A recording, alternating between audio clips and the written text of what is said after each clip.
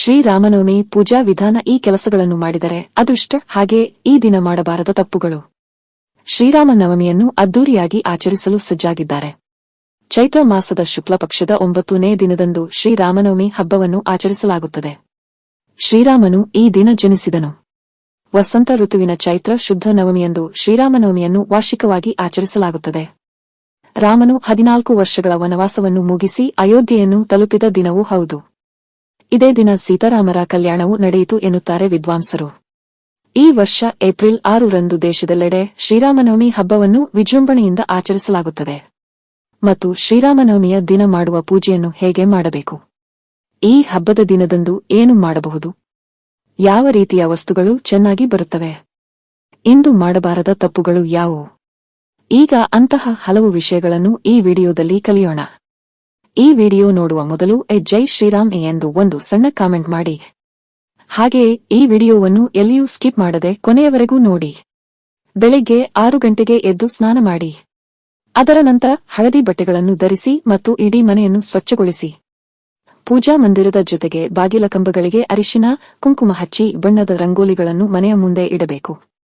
ದೇವರ ಚಿತ್ರಗಳಿಗೆ ಅರಿಶಿನ ಕುಂಕುಮ ಹಚ್ಚಿ ಪೂಜೆಗೆ ಸಿದ್ಧವಾಗಿ ಇಡಬೇಕು. ಪೂಜೆಗೆ ಸೀತಾರಾಮ ಲಕ್ಷ್ಮಣ ಭರತ ಶತ್ರುಘ್ನ ಇರುವ ದೇವರ ಚಿತ್ರ ಬಳಸಿದರೆ ತುಂಬಾ ಒಳ್ಳೆಯದು. ಪೂಜೆ ಮಾಡುವ ಸ್ಥಳದಲ್ಲಿ ಶ್ರೀ ಸೀತಾರಾಮರ ನಾಮಸ್ಮರಣೆ ಮಾಡುತ್ತಾ ಎಲ್ಲಾ ರೀತಿಯ ಪೂಜಾ ಸಾಮಗ್ರಿಗಳನ್ನು ಸಂಗ್ರಹಿಸಬೇಕು. ನಂತರ ಶುಭ ಮುಹೂರ್ತದಲ್ಲಿ ಶ್ರೀರಾಮನ ವಿಗ್ರಹವನ್ನು ಪ್ರತಿಷ್ಠಾಪಿಸಿ ಹಾಲಿನಲ್ಲಿ ಕುಂಕುಮವನ್ನು ಬೆರೆಸಿ ಅಭಿಷೇಕ ಮಾಡಿ ನಂತರ ಸೀತಾರಾಮ ದೇವರಿಗೆ ಹೂವುಗಳು, ಮಾಲೆಗಳು, ಶ್ರೀಗಂಧ, ಅಕ್ಷತೆಗಳು ಇತ್ಯಾದಿಗಳನ್ನು ಅರ್ಪಿಸಬೇಕು. ನಂತರ ಶ್ರೀಗಳಿಗೆ ನೈವೇದ್ಯವನ್ನು ಸಲ್ಲಿಸಬೇಕು. ಪಾನಕ ಮತ್ತು ಸಿಹಿ ನೈವೇದ್ಯ ತಯಾರಿಸಿ ಭಗವಂತನ ಮುಂದೆ ಇಡಬೇಕು. ಅಂತಿಮವಾಗಿ ರಾಮನ ಮೂರ್ತಿಯ ಮುಂದೆ ನೇತಿ, ದೀಪ ಮತ್ತು ಧೂಪವನ್ನು ಬೆಳಗಿಸಬೇಕು. ಆಗ ಆ ರಘುರಾಮನನ್ನು ಶ್ರೀರಾಮ ಅಷ್ಟೋತ್ತರ, ಶ್ರೀರಾಮರಕ್ಷಾ ಸ್ತೋತ್ರಂ, ಶ್ರೀರಾಮಾಷ್ಟಕಂ, ಶ್ರೀರಾಮ ಸಹಸ್ರಂ, ಶ್ರೀಮದ್ ರಾಮಾಯಣಂ ಮುಂತಾದ ಸ್ತೋತ್ರಗಳಿಂದ ಸ್ತುತಿಸತಕ್ಕದ್ದು. ನಂತರ ಶ್ರೀರಾಮನ ಕಥೆ, ಪಟ್ಟಾಭಿಷೇಕವನ್ನು ಪಠಿಸುವುದರಿಂದ ಒಳ್ಳೆಯ ಫಲ ಸಿಗುತ್ತದೆ. ಮನೆಯ ಸಮೀಪದಲ್ಲಿರುವ ರಾಮಮಂದಿರಕ್ಕೆ ಭೇಟಿ ನೀಡುವುದು ಉತ್ತಮ. ಇಲ್ಲವಾದರೆ ಹತ್ತಿರದ ದೇಗುಲಗಳಿಗೆ ಹೋಗುವುದು ಅದೃಷ್ಟವನ್ನು ತರುತ್ತದೆ. ಮುಂತಾದ ದೇವಾಲಯಗಳಿಗೆ ಭೇಟಿ ನೀಡುವುದು ತುಂಬಾ ಶ್ರೇಯಸ್ಕರ. ದೇವಾಲಯಗಳಲ್ಲಿ ಪಂಚಾಮೃತಂತು ಅಭಿಷೇಕ, ಶ್ರೀರಾಮ ಧ್ಯಾನ ಶ್ಲೋಕಮು, ಶ್ರೀರಾಮ ಅಷ್ಟೋತ್ತರ ಪೂಜೆ, ಸೀತಾರಾಮ ಕಲ್ಯಾಣ ಮುಂತಾದ ಪೂಜಾ ಕಾರ್ಯಕ್ರಮಗಳನ್ನು ನಡೆಸಿದರೆ ಅಂದುಕೊಂಡ ಕಾರ್ಯಗಳು ಯಶಸ್ವಿಯಾಗಿ ನೆರವೇರಿ ಸಕಲ ಐಶ್ವರ್ಯ ಪ್ರಾಪ್ತಿಯಾಗುತ್ತದೆ ಎನ್ನುತ್ತಾರೆ ವಿದ್ವಾಂಸರು. ನವಮಿಯ ದಿನ ಬೆಳಿಗ್ಗೆ 12 ಗಂಟೆಗೆ ಪೂಜೆಯನ್ನು ಪ್ರಾರಂಭಿಸಬೇಕು. ಪೂಜೆಗೆ ಕಂಚಿನ ದೀಪ, 2 ದೀಪಾರಾಧನೆಗಳನ್ನು ಬಳಸಬೇಕು, 5 ಬತ್ತಿಗಳನ್ನು ಬಳಸಬೇಕು.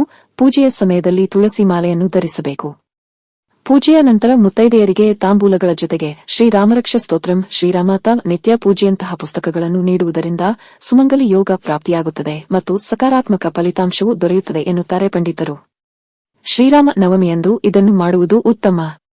ಶ್ರೀರಾಮ ನವಮಿಯ ಹಬ್ಬದ ದಿನದಂದು ಬ್ರಹ್ಮ ಮುಹೂರ್ತದಲ್ಲಿ ಎದ್ದು ಶ್ರೀರಾಮ ಮತ್ತು ಸೀತಮ್ಮನಿಗೆ ನಮನ ಸಲ್ಲಿಸುವ ಮೂಲಕ ದಿನವನ್ನು ಪ್ರಾರಂಭಿಸುವುದು ತುಂಬಾ ಮಂಗಳಕರ.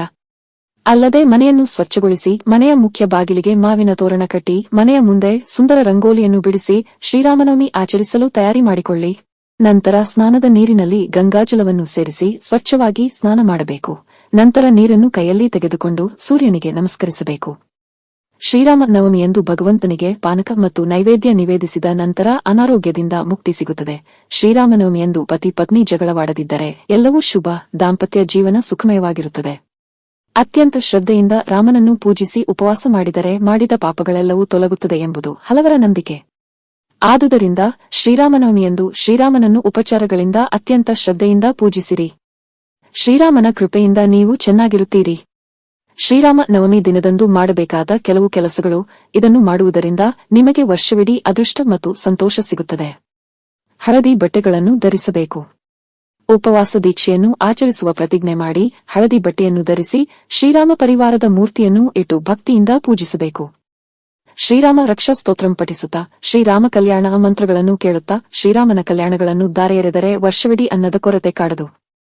ಶ್ರೀರಾಮ ನವಮಿಯ ದಿನ ಸೀತಾರಾಮರ ಮೂರ್ತಿ ಇದ್ದರೆ ಅಭಿಷೇಕ ಮಾಡಿ ಅರಿಶಿನ ಬರೆಸಿ ಶ್ರೀಗಂಧ ಕುಂಕುಮ ಇಟ್ಟು ಕೆಂಪು ಹೂ, ಸಣ್ಣಜ್ಜಿ, ತಾವರೆ ಹೂಗಳನ್ನು ಇಟ್ಟು ಪೂಜಿಸಬೇಕು.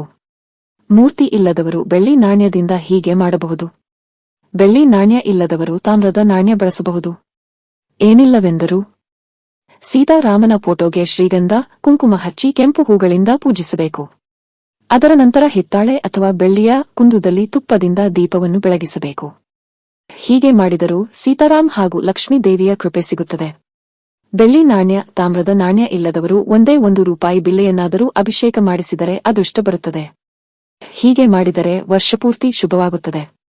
ಈ ದಿನದ ಉಪವಾಸವನ್ನು ಮಂಗಳಕರವೆಂದು ಪರಿಗಣಿಸಲಾಗುತ್ತದೆ. ಇದಲ್ಲದೆ ಇದು ಸಂತೋಷ ಮತ್ತು ಸಮೃದ್ಧಿಯನ್ನು ತರುತ್ತದೆ. ಎಲ್ಲಾ ಪಾಪಗಳು ದೂರವಾಗುತ್ತವೆ.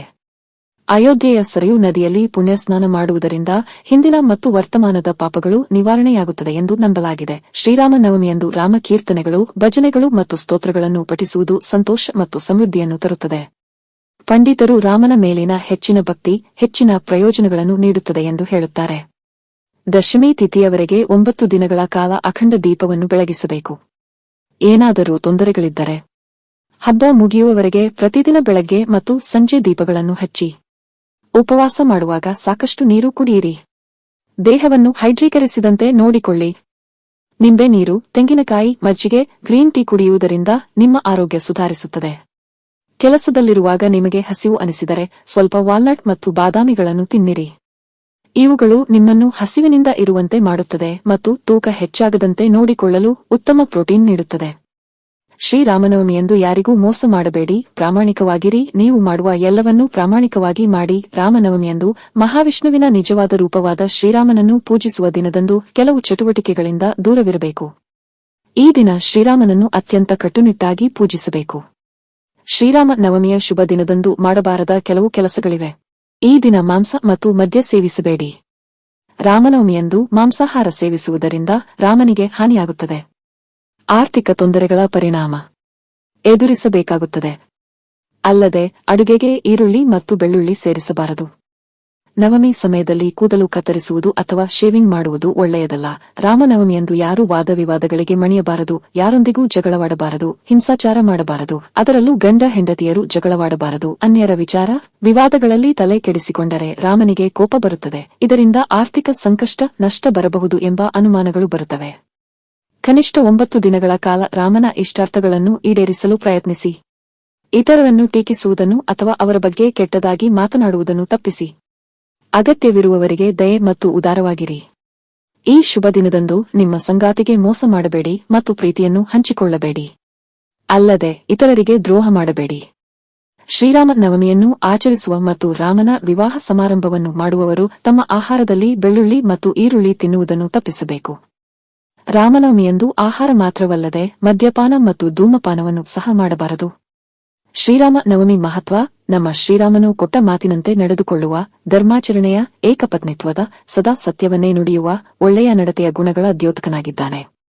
ಶ್ರೀರಾಮನವಮಿ ಉಪವಾಸ, ದೇವಾಲಯಗಳಿಗೆ ಭೇಟಿ ನೀಡುವುದು, ವಿಶೇಷ ಪ್ರಾರ್ಥನೆಗಳನ್ನು ಸಲ್ಲಿಸುವುದು ಮತ್ತು ರಾಮನ ಹುಟ್ಟುಹಬ್ಬದ ಗೌರವಾರ್ಥವಾಗಿ ಆಹಾರವನ್ನು ನೀಡುವುದನ್ನು ಅದ್ದೂರಿಯಾಗಿ ಆಚರಿಸಲಾಗುತ್ತದೆ. ನಿಮಗೆ ಈ ವಿಡಿಯೋ ಇಷ್ಟವಾದಲ್ಲಿ ದಯವಿಟ್ಟು ಲೈಕ್ ಮಾಡಿ ಮತ್ತು ನಮ್ಮ ಸ್ನೇಹಿತರೊಂದಿಗೆ ಹಂಚಿಕೊಳ್ಳಿ. ಹಾಗೆ ನಮ್ಮ ಹೊಸ ವಿಡಿಯೋಗಳನ್ನು ನೀವು ತಕ್ಷಣ ಪಡೆಯಲು ಬಯಸಿದರೆ ನಮ್ಮ ಚಾನೆಲ್ಗೆ ಚಂದಾದಾರರಾಗಿ ಅದರ ಪಕ್ಕದಲ್ಲಿರುವ ಬೆಲ್ ಐಕಾನ್ ಅನ್ನು ಒತ್ತಿರಿ. ಧನ್ಯವಾದಗಳು.